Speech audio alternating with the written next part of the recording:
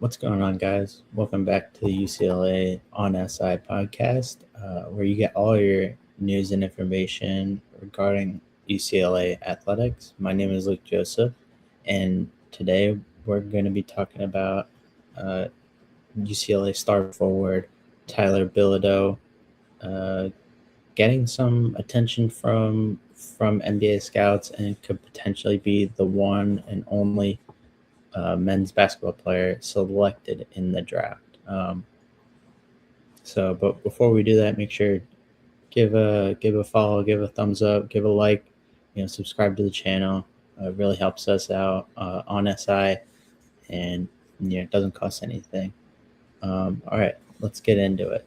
So recently, Kevin O'Connor, if you guys don't know his work at Yahoo Sports, he put out a mock draft, 2-round mock draft, uh, for that upcoming NBA draft, and he had Tyler Bilodeau, who the 6'7" forward, um, going in the late second round, all the way to number. Sorry, let me get this. The 25th pick, excuse me, to the New York Knicks. That would be it's been a while since UCLA has, well, I shouldn't say a while. It was in the 2024 NBA draft when Adembona was selected in the second round to the Philadelphia 76ers. But Tyler, he is a really good player for us at UCLA. He's always reliable, always kind of that number one option. I know Mick Cronin tried to bring in Donovan Dent, as well as other guys, including Xavier Booker. But they just never really panned out. And so Tyler was, that go-to scorer once he stepped foot on campus after transferring from Oregon State. But regarding what Kevin O'Connell said, he mentioned how he's an elite, efficient, stretch four in college basketball, which he is. I mean, he's 6'7", can play that kind of that small ball four. Kind of most modern power forwards in the NBA are kind of like around that 6'10", 6'11" range, or even like 6'8". But Tyler, he is 6'7", but he's a lot bigger, 200, almost 230 pounds. Elite catch and shoot guy from the perimeter. Has the ability to space the floor at the next level.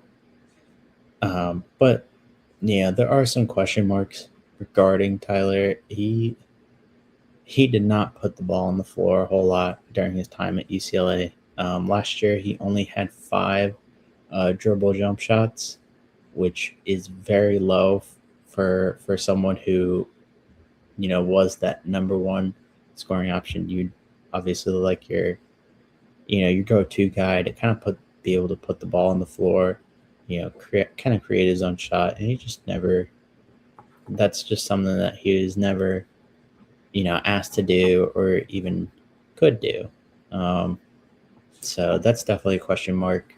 He is also not the most athletically gifted.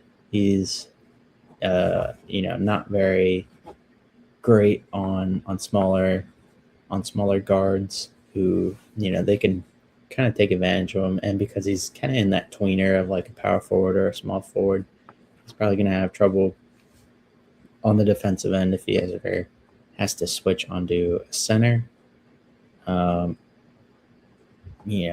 Like he's a very, very, very big dude, but it's going to be tough having to contest some of those shots. But his elite perimeter shooting at the college level should be able to translate well on the NBA level.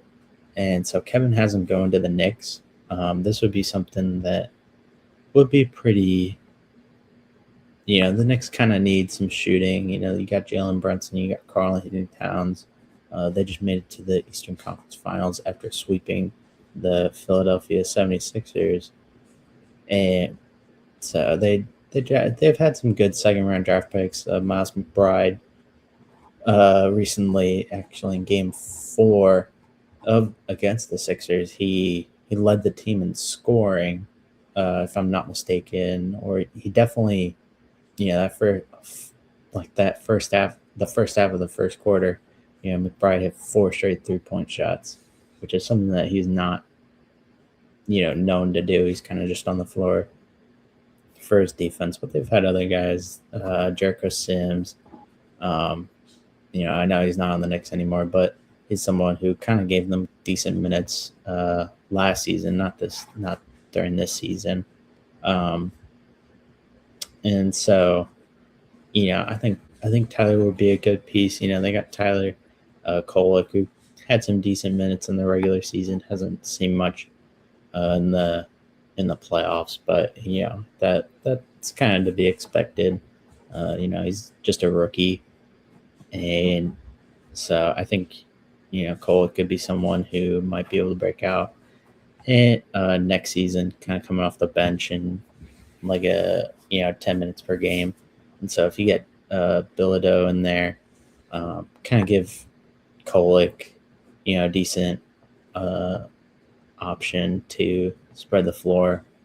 I think Bilodeau is that type of person, and if he develops into someone who can start, having shooters around Jalen Brunson, who loves to drive and kind of needs shooters around him.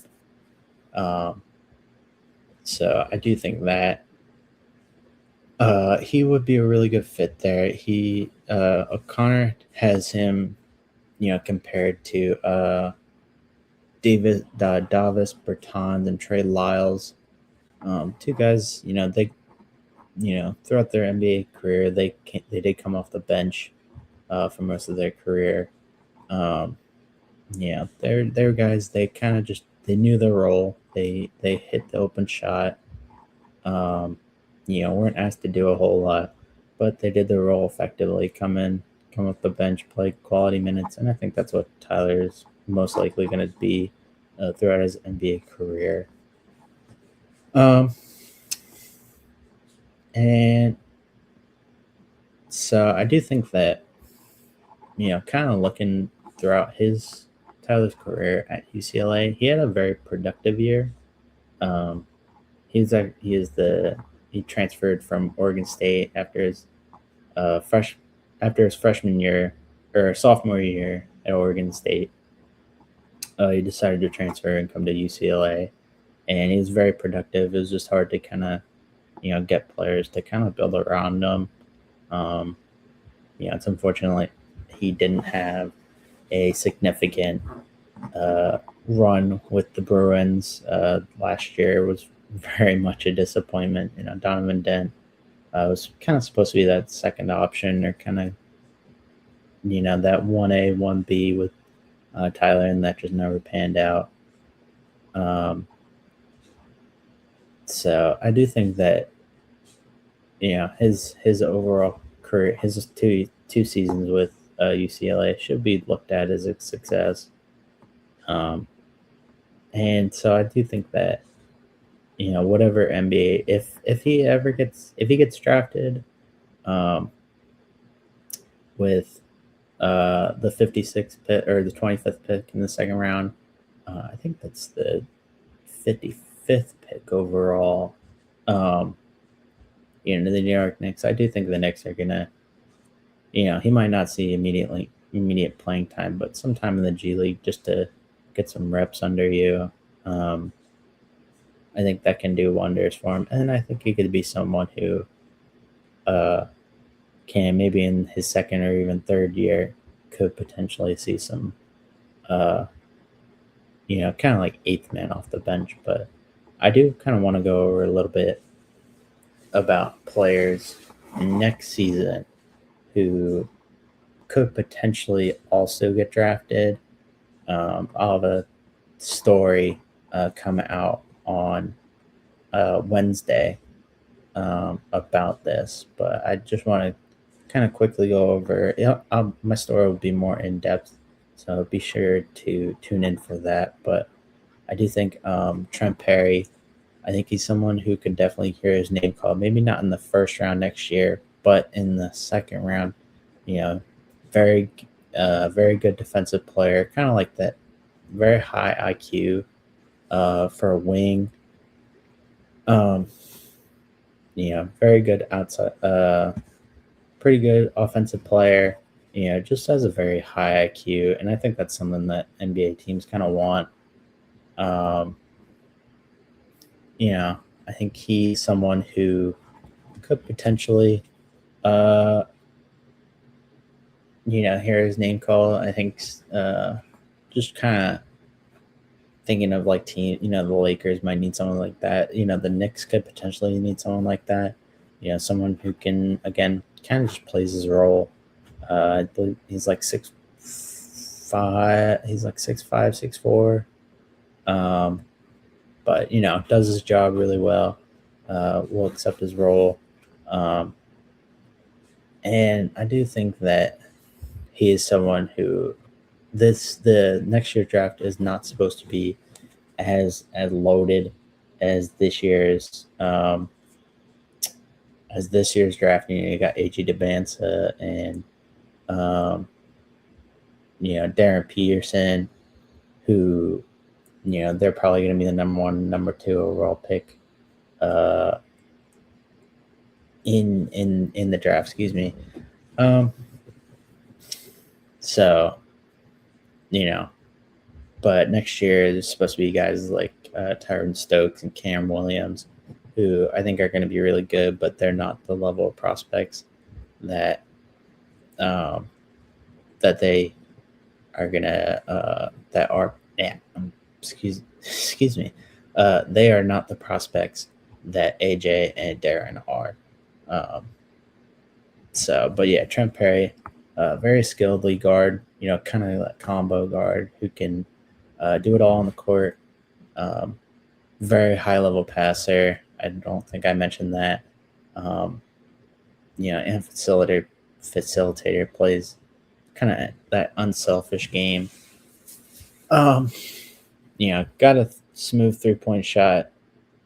Um, you know, just very, very, very good defender. Super high IQ. Was a former McDonald's All American uh, with the 2024 uh, high school class, if I'm not mistaken. But yeah, very talented. Um, and I know maybe you guys might not like this pick, but I seriously do think that if he can put, and this might be a hot take, but if he can put it all together, you know, if he can put it all together, I do honestly think that maybe he might not get drafted, but I do think he could get like a two-way, undrafted contract. You know, I do think that Xavier Booker. I know he has been, a, been disappointing throughout his whole college career, even at Michigan State. Former top 10 recruit in 2023, McDonald's All American. But he's someone who's just very skilled. Like he can shoot, he can, bring the ball up. I remember watching him in high school. He's very talented. There's a reason why he was a McDonald's All American. I think it's just, kind of a matter of, just putting it all together. Um, very skilled. He's a very skilled player. You can't deny that he's skilled. It's just, he has to put it all together. And I think if that's something that he does next year, I think that it'll get scouts kind of intrigued. I'm not guaranteeing that he will hear his name called. I think Trent Perry is obviously kind of that name that for everyone to watch. Who's everyone's going to watch next year. But Xavier Booker is probably that wild card. And so yeah, those are the two main guys that I have But let me know your thoughts down below. Um, I'd love to hear you guys' opinion on, especially Xavier Booker, more so than Trent Perry. But until next time, peace out, everyone.